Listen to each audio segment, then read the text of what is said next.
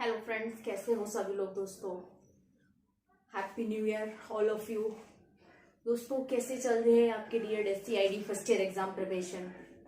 तो दोस्तों अब तक हम DEd SCID first year exam preparation में हम कुछ मोस्ट इम्पोर्टेंट क्वेश्चनों पर बात कर रहे हैं, जो कि अभी तक हम 100 क्वेश्चंस पर बात कर चुके हैं। ठीक है, तो आज का भी क्लास हमारा पार्ट ए और पार्ट बी से रिलेटेड कुछ मोस्ट इम्पोर्टेंट क्लासों क्वेश्चंस पे रहेगा, जिसमें हमारे कोर्स फर्स्ट से लेकर कोर्स 6 तक के सभी कोर्सों से संबंधित प्रश्न रहेंगे। ठीक है, तो जितने भी आज भी क्वेश्चन सीरीज रहेगी, ये क्वेश्चन 1 से लेकर 25, यानी कि आज भी हम हमेशा की तरह 25 प्रश्नों पर बात करने वाले हैं। ठीक है, जो सभी पेपरों से संबंधित होंगे। ठीक है दोस्तों, किसी किसी का कमेंट आ रहा है मैम पेपर कब से हैं, तो भाई ऐसी बातें ना करें कि पेपर कब से है। प्रिपरेशन हमारी हो चुकी है और किसी को ये नहीं पता है कि पेपर कब से हैं। तो भाई थोड़ा लिंक रहें अपने कॉलेज से, अपने फ्रेंडों से, ताकि आपको पता चलता रहे कि एग्जाम कब से हैं, कैसे करने हैं। और उसके बाद भी अगर आपको कुछ समझ नहीं आ रहा है, डाउट लग रहा है, तो प्लेलिस्ट में जाइए आप। प्लेलिस्ट डीएड एससीआईडी एग्जाम उसमें आपको दे रखा है 2023 में, देखिए आप, आपको मिल जाएगा उसमें कि कैसे प्रिपरेशन करनी है, कहाँ से स्टार्टिंग करनी है और कैसे कैसे हमने अपने एग्जाम की प्रिपरेशन करनी है। ठीक है, तो चलिए स्टार्ट करते हैं आज का भी। आज के क्लास का सबसे पहला जो क्वेश्चन है, देखिए, विकास का सिर पदामुखी दिशा का सिद्धांत व्याख्या करता है कि विकास किस प्रकार आगे बढ़ता है। यानी कि विकास के जो सिद्धांत है, वो सिद्धांत एक पदामुखी सिर पदामुखी सिद्धांत जो है विकास का, वो क्या व्याख्या करता है कि विकास किस ओर बढ़ता है। तो आपसे पूछा जा रहा है कि विकास का सिर पदामुखी दिशा का जो सिद्धांत है, वो क्या व्याख्या करता है कि यह क्या बताता है या क्या व्याख्या कर रहा है कि मानव का जो विकास होता है किस ओर होता है। तो दोस्तों मानव का जो विकास है सिर से पैर की ओर होता है। सिर पदामुखी यानी कि सिर से पैर की ओर।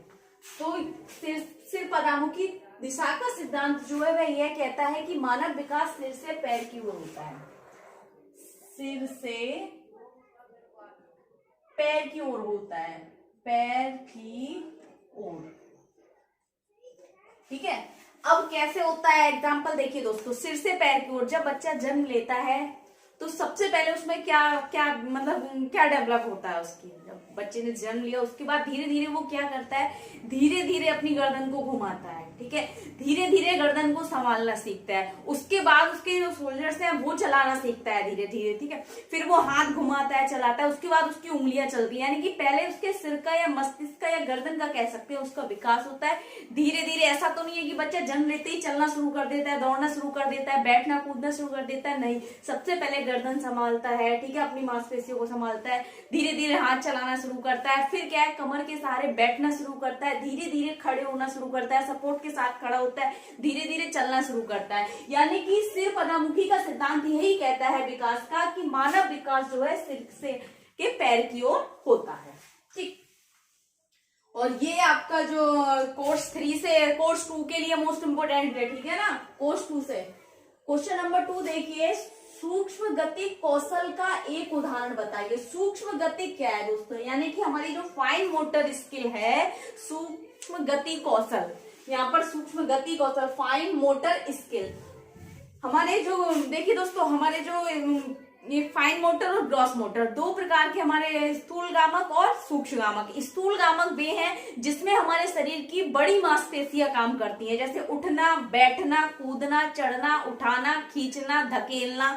ठीक है, ये सारी चीजें। लेकिन अब आता है फाइन मोटर स्किल्स, यानी कि सूक्ष्म गति कौशल क्या है, तो फाइन मोटर स्किल है जिसमें हमारे शरीर की छोटी छोटी मांसपेशियां काम करती है, जैसे लिखना, ठीक है ना, निकालना, बीनना, अलग करना, छानना।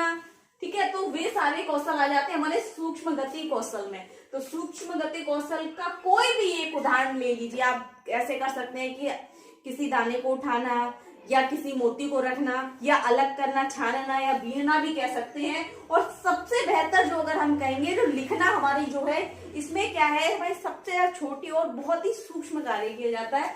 तो सूक्ष्म गति कौशल का एक सबसे अच्छा उदाहरण है लिखना। और लिखने की पूर्वाकांक्षाएं भी हैं, सूक्ष्म गति कौशल विकसित होना। ठीक है ना, क्वेश्चन नंबर 3 देखिए, थॉर्नडाइक के अनुसार बुद्धि के कितने प्रकार होते हैं, यानी कि थॉर्नडाइक ने बुद्धि के कितने प्रकार बताए हैं। टाइप्स ऑफ इंटेलिजेंस, देखिए दोस्तों टाइप्स ऑफ इंटेलिजेंस में अगर थॉर्नडाइक के अकॉर्डिंग हम देखें तो पहला है हमारा मूर्त बुद्धि, मूर्त बुद्धि, ठीक है। दूसरा है अमूर्त बुद्धि, ठीक है। तीसरा है हमारा सामाजिक बुद्धि, सामाजिक बुद्धि,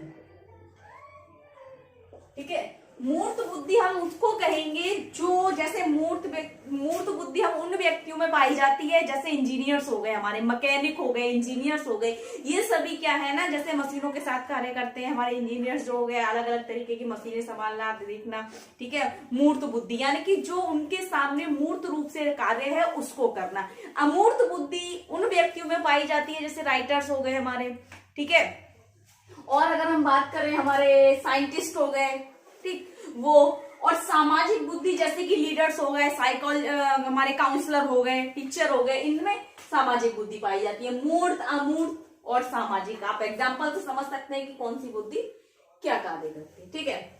क्वेश्चन नंबर 4 देखिए, मानव विकास किन क्षेत्रों में विभाजित किया गया है, यानी कि मानव का विकास कौन कौन से क्षेत्रों में वर्गीकृत किया गया है। तो मानव विकास विभिन्न क्षेत्रों से गुजरता है। इस तरीके से भी आ सकता है प्रश्न कि मानव का विकास किन किन क्षेत्रों से गुजरता है या किन किन क्षेत्रों में विभाजित किया गया है। तो मानव का विकास देखिए, शारीरिक विकास,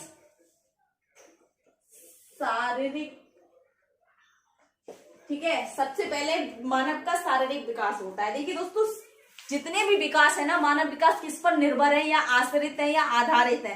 सारे विकास हमारे शरीर पर यानी कि शारीरिक विकास पर आधारित है। जब व्यक्ति का शारीरिक विकास नहीं होगा तो अच्छा मानसिक विकास नहीं होगा, यानी कि संज्ञानात्मक विकास उसका अच्छा नहीं होगा। जब संज्ञानात्मक विकास अच्छा नहीं होगा तो संवेगात्मक विकास भी उसका अच्छा नहीं होगा। संवेगात्मक विकास अच्छा नहीं होगा तो कहीं ना कहीं सामाजिक विकास उसका प्रभावित होगा। इसलिए सभी विकास मानव के जो है शारीरिक विकास पर आधारित है, ठीक है। तो एक तो हो गया शारीरिक विकास, दूसरा हो गया संज्ञानात्मक विकास, संज्ञानात्मक, या हम इसको संज्ञानात्मक की जगह मानसिक विकास भी कर सकते हैं, ठीक है ना, कॉग्निटिव डेवलपमेंट, ठीक है। शारीरिक विकास, संज्ञानात्मक विकास, उसके बाद आ जाएगा आपका संवेगात्मक यानी कि इमोशनल डेवलपमेंट, संवेगात्मक, ठीक। और इसके बाद आ जाएगा आपका सामाजिक विकास।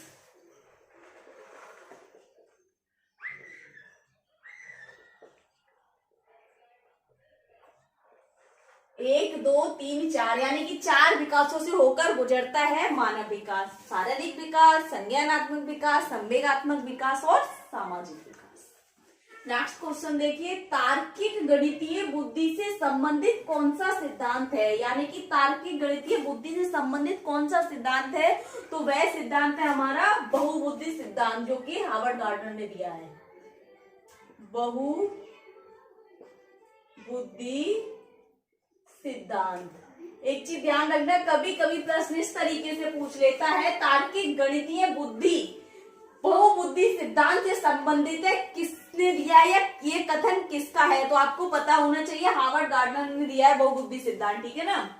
नेक्स्ट देखिए क्वेश्चन नंबर 6, बुद्धिमत्ता की विभिन्न दशाओं पर कौन सा सिद्धांत जोड़ देता है, यानी कि बुद्धिमत्ता की विभिन्न दशाओं पर, यानी कि बुद्धि क्या है, विभिन्न दिशाओं में काम करती है। ऐसा तो नहीं है किसी एक की बुद्धि अगर मतलब किसी एक चीज कार्य करनी है तो वह व्यक्ति दूसरा नहीं कर सकता, ऐसा नहीं है। अगर कोई सिंगर है तो ऐसा नहीं है कि वो डांस नहीं कर सकता, कुकिंग नहीं कर सकता, ठीक है ना, पेंटिंग नहीं कर सकता, ठीक है। तो बहुत सारे ऐसे हैं कि नहीं कर सकता। इसलिए हार्वर्ड गार्डनर ने बुद्धिमत्ता को जो कहा है कि इसकी विभिन्न दशाएं हैं, यानी कि सभी दिशाओं के लिए कार्य करने के लिए, सभी हम कह सकते हैं किसी भी प्लेटफॉर्म में कार्य करने के लिए हमें क्या है, बुद्धि की आवश्यकता होती है। तो हार्वर्ड गार्डनर ने कहा है कि बुद्धि क्या है, विभिन्न दशाओं से संबंधित है, यानी कि प्रत्येक कार्य करने के लिए बुद्धि की आवश्यकता होती है। इसलिए उन्होंने बुद्धि का सिद्धांत क्या है, बहुबुद्धि सिद्धांत दिया है। तो ये किस पर जोर देता है, इसमें बुद्धि की विभिन्न दशाओं पर कौन सा सिद्धांत जोर देता है, तो करता है बहुबुद्धि सिद्धांत।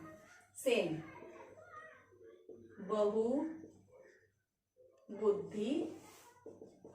सिद्धांत किसने दिए हैं, दोनों हार्वर्ड गार्डनर ने, हार्वर्ड गार्डनर, ठीक।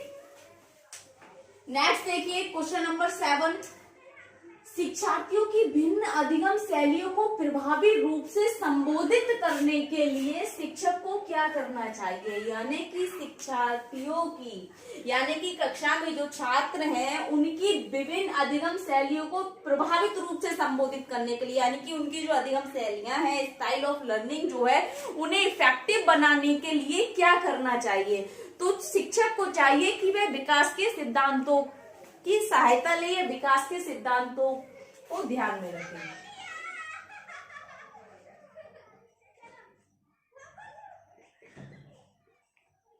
विकास के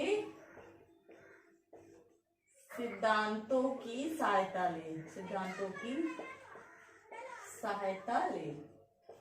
ठीक, एक बार फिर से करते हैं क्वेश्चन। शिक्षार्थियों को विभिन्न अधिगम शैलियों को प्रभावी रूप से संबोधित करने के लिए शिक्षक को क्या करना चाहिए।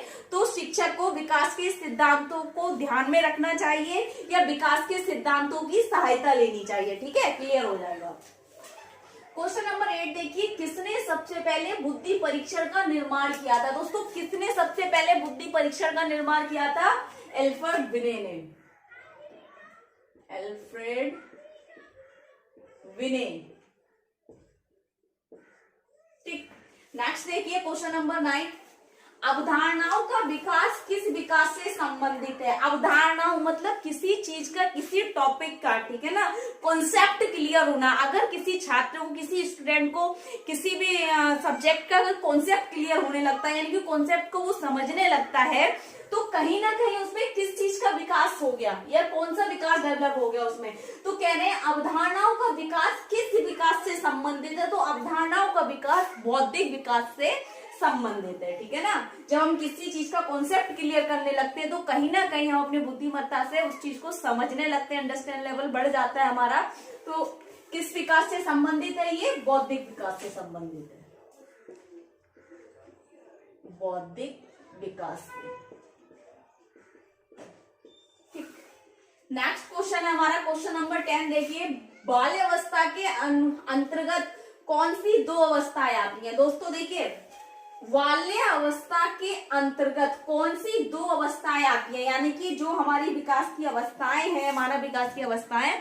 तो जो शैशव अवस्था के बाद हमारी बाल्यावस्था जो आती है, तो बाल्यावस्था के अंतर्गत, यानी कि बाल्यावस्था का जो टाइम है उसके अंतर्गत कौन सी दो अवस्थाएं आती हैं। तो कौन कौन सी, एक तो आती है हमारी पूर्व बाल्यावस्था और दूसरी होती है उत्तर बाल्यावस्था। ठीक है, अर्ली चाइल्डहुड और दूसरी लेटर चाइल्डहुड। ठीक है, दो हैं, अर्ली चाइल्डहुड और लेटर चाइल्डहुड। तो दो अवस्थाएं आती है बाल अवस्था के अंतर्गत। तो इसमें देखिए दोस्तों, पूर्व बाल अवस्था जो है, यानी कि यहाँ हो गया बाल्यावस्था, यानी कि अर्ली चाइल्डहुड में देखिए, अर्ली चाइल्डहुड जो है हमारी 3 से 6 वर्ष होती है, अर्ली चाइल्डहुड यानी कि पूर्व बाल्यावस्था। और जो दूसरी हमारी उत्तर बाल्यावस्था, जिसे लेटर चाइल्डहुड बोलते हैं हम, दूसरी हमारी उत्तर बाल्यावस्था। ठीक है, ये हमारी 6 से 11 वर्ष तक। ठीक है, यानी कि जैसे कि हम सभी जानते हैं 3 से 11 या 12 वर्ष तक हमारी बाल्यावस्था रहती है। उसके अंतर्गत भी दो स्टेज आती हैं, दो अवस्थाएं आती हैं, यानी कि अर्ली चाइल्डहुड और लेटर चाइल्डहुड। अर्ली चाइल्डहुड हमारी 3 से 6 हो गई और लेटर चाइल्डहुड हमारी 6 से 11 हो गई। ठीक, नेक्स्ट क्वेश्चन देखिए, जन्म से 2 वर्ष की अवस्था क्या कहलाती है, यानी कि जन्म के बाद की 2 वर्ष तक की अवस्था क्या कहलाती है, शैशवावस्था। शैशवावस्था। ठीक, क्वेश्चन नंबर 12 देखिए, प्रसव पूर्व अवस्था, डिंबावस्था, पिंडावस्था, भ्रूणावस्था सभी अवस्थाएं हैं। प्रश्न आपको पूछेगा, जो हमारे अवस्थाओं के नाम उन्होंने दिए हैं, प्रसव पूर्व अवस्था, डिंबावस्था, पिंडावस्था, भ्रूणावस्था, सभी अवस्थाएं क्या हैं। तो ये जन्म से पूर्व की अवस्था है, जिसे हम कहते हैं प्री नेटल स्टेज। 3 स्टेज होती है, prenatal, natal, postnatal, यानी कि जन्म से पहले, जन्म के समय और जन्म के बाद। प्री नेटल हमारे जन्म के समय की, जन्म से पहले की अवस्था होगी, जब बच्चा गर्भ में होता है, प्री नेटल स्टेज। ठीक है, प्रसव पूर्व अवस्था, प्रसव के समय जब बच्चे का डिलीवरी टाइम चल रहा है। ठीक है, और पोस्ट नेटल हो जाएगा हमारा जन्म के बाद की अवस्था है। तो ये हमारी शैशव अवस्था, बाल अवस्था, उत्तर बाल अवस्था, पूर्व बाल अवस्था, किशोर अवस्था, ये सभी हमारे जन्म के बाद की अवस्था है। और जन्म से पहले की अवस्था है प्रसव पूर्व अवस्था, डिम्बावस्था, पिंडावस्था, भ्रूणावस्था, सभी अवस्थाएं हमारी प्रीनेटल स्टेज है, यानी कि जन्म से पहले की, जन्म से पहले की, ठीक, प्रीनेटल स्टेज है। अब देखिए दोस्तों, कभी कभी प्रश्न आपको इस तरीके से पूछ लेगा, प्रसव पूर्व अवस्था कब से कब की है, तो पता होना चाहिए भ्रूण से जन्म तक, भ्रूण से जन्म तक की अवस्था हमारी प्रसव पूर्व अवस्था है, ठीक।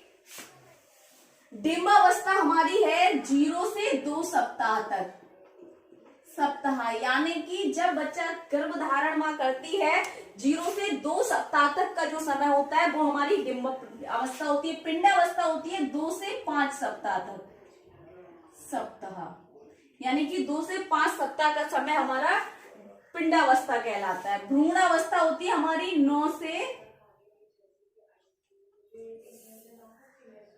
ये हाँ 9 से 7 तक,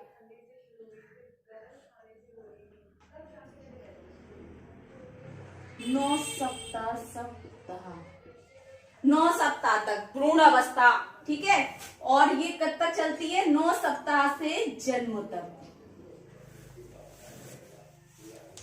प्रश्न पूछेगा प्रसव पूर्व अवस्था कितनी होती है, तो भ्रूण से जन्म तक प्रसव पूर्व अवस्था होती है। डिम्बावस्था 0 से 2 सप्ताह तक का समय, पिंडावस्था 2 से 5 सप्ताह तक का समय, और भ्रूणावस्था हमारा 9 सप्ताह से लेकर जन्म तक हमारी भ्रूण अवस्था होती है, ठीक है, यानी कि जन्म से पहले की अवस्थाएं हैं ये, ठीक।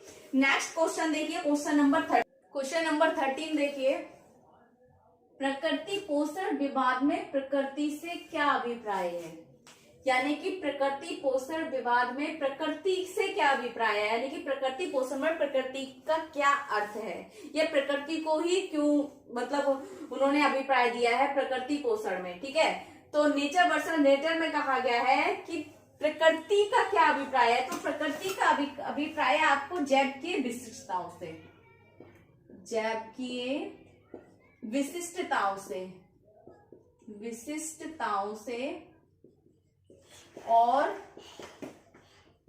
वंशानुक्रम सूचनाओं से,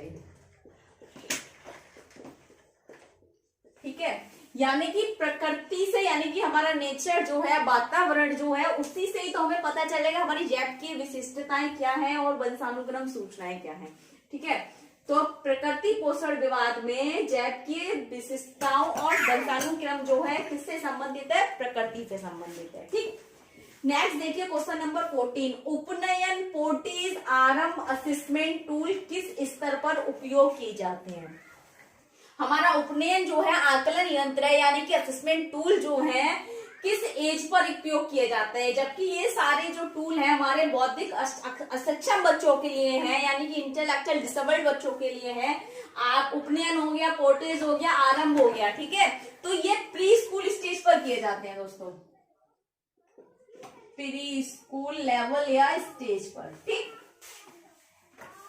क्वेश्चन नंबर 15 देखिए, अली यावर जंग national institute of the speech and hearing disabilities AYJNISHD कहां पर है, तो ये मुंबई में है।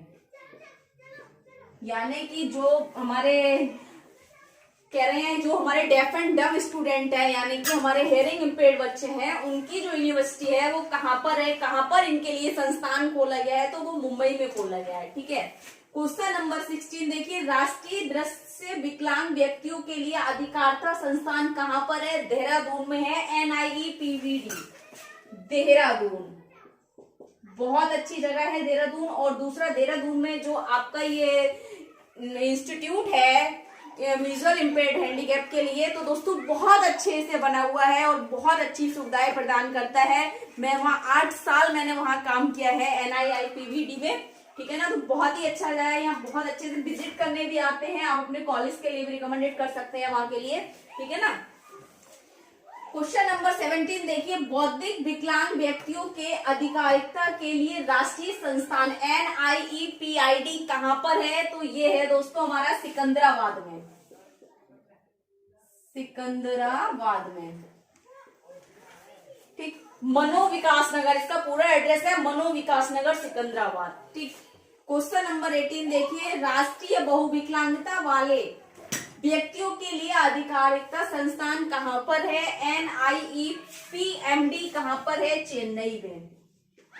हमारी भी यूनिवर्सिटी जो थी DED की, वो हमारी चेन्नई से है। ठीक है ना, अब ये कहाँ हो गई? सिकंदराबाद हो गई है, चेंज हो गया इसका। हमारी यूनिवर्सिटी जो थी हमारे टाइम पर चेन्नई थी। ठीक है, क्वेश्चन नंबर 19 देखिए, national institute for the locomotor disabilities कहां पर है? NILD कहां पर है दोस्तों? कोलकाता।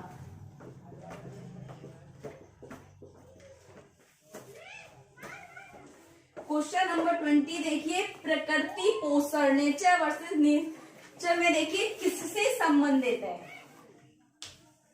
प्रकृति पोषण किससे संबंधित है? तो ये किससे संबंधित है? आनुवांशिकता और वातावरण से संबंधित है। ठीक है, वो आनुवांशिकी और वातावरण से संबंधित है, वातावरण। ठीक, नेक्स्ट क्वेश्चन 21 देखिए, जिसमें वंशानुक्रम को प्रकृति कहा जाता है। ठीक है, बहुत अच्छे से समझना ये क्वेश्चन, जिसमें आपको ये प्रकृति पोषण वाला जो बार बार हम शब्द पढ़ रहे हैं, प्रकृति पोषण, नेचर वर्सेस नेचर पढ़ रहे हैं, जिसमें वंशानुक्रम को प्रकृति कहा जाता है। ठीक है ना, प्रकृति पोषण बार बार ये आ रहा है, क्या है इसका अर्थ, क्या है, क्यों आ रहा है, तो इसका अभी आपको क्लियर हो जाएगा। जिसमें वंशानुक्रम को प्रकृति कहा जाता है और वातावरण को पोषण कहा जाता है, यह इसके नाम से जाना जाता है। वह प्रक्रिया क्या कहलाती है? प्रकृति पोषण। अब आप समझ गए कि प्रकृति को वंशानुक्रम के नाम से जाना जा रहा है और पोषण को यहाँ पर वातावरण के नाम से जाना जा रहा है। ठीक है, ध्यान रखना है इसको।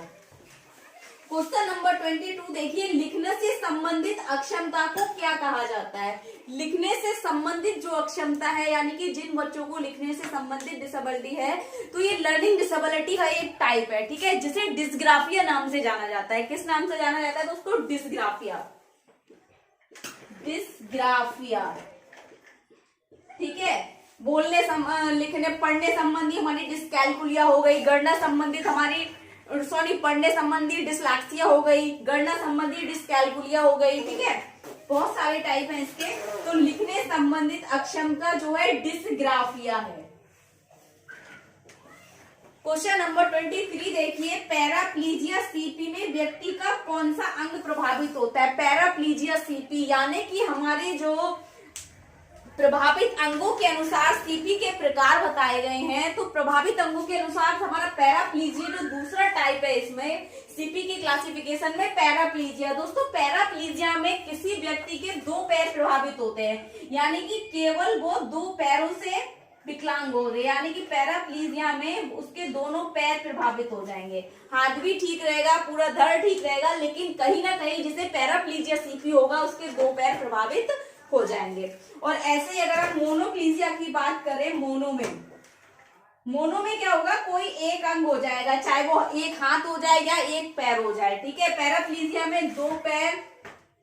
और डाइप्लीजिया की बात करें तो डाइप्लीजिया में कोई 2 हो जाएंगे।